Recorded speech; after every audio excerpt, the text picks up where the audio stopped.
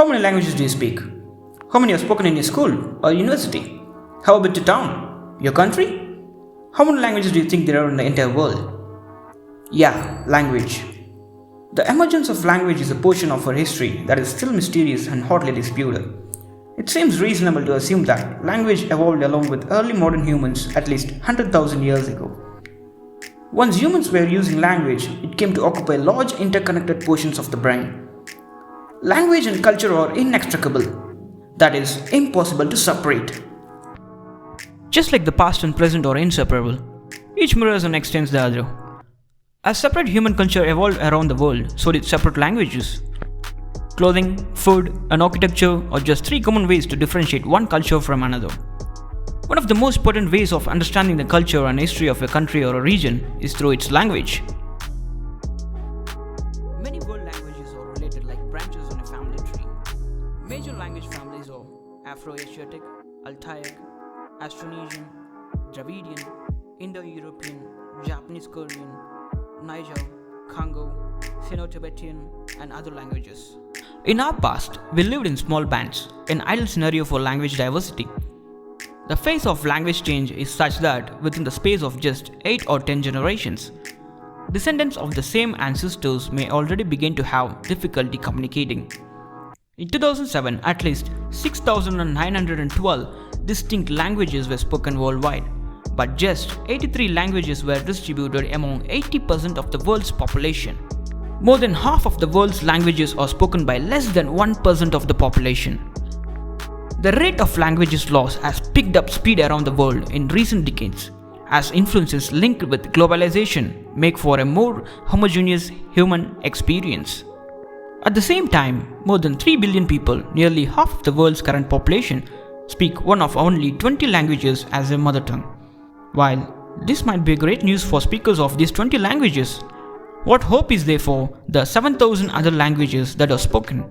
Do they have a future, or are they condemned to die? Languages die for many reasons. Some are cultural. For example, many cultures have been colonized or otherwise dominated by another culture. Often, this translated into suppressing the native culture's mother tongue. When a language dies, much is lost: a unique knowledge of the planet and its creatures, a treasury of myths and poetry, and a window into the working of the human brain. In today's globalized world, language usage is changing rapidly. English is dominant language of the internet. More people now have a working knowledge of English as a second or third language than the number of people who consider English as their mother tongue.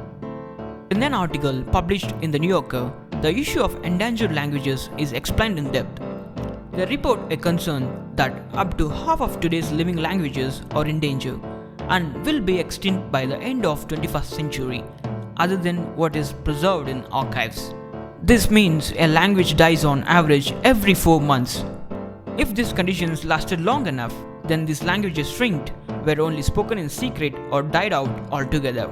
Losing a language also can mean losing crucial knowledge about linguistic groups, history, culture, or even knowledge about their local environment. One example is when people move to a different country, they are often pressured to speak the area's dominant language instead of their own. This leads many immigrants to stop using their native language. They may not even teach it to their children. Slowly, the native language dies out. How to preserve endangered languages? Many linguistics and academics who recognize the value of dying languages are working to preserve them through the use of modern technology.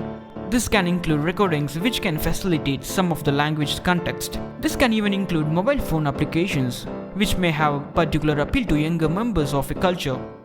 Texting in Navajo may elevate you to an allied social status in some adolescent circles.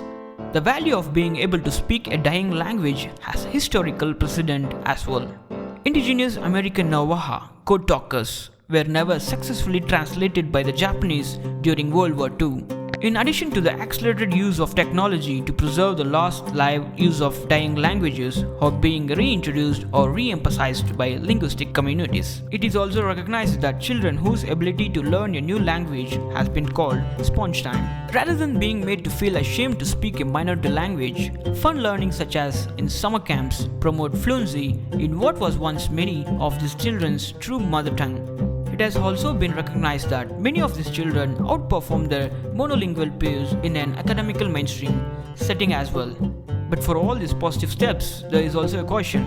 For example, evidence is also noted wherein China and Russia in particular currently consider minority languages to be a threat to their hegemony, and maybe repeating some of the same mistake made by the West, especially in the New World.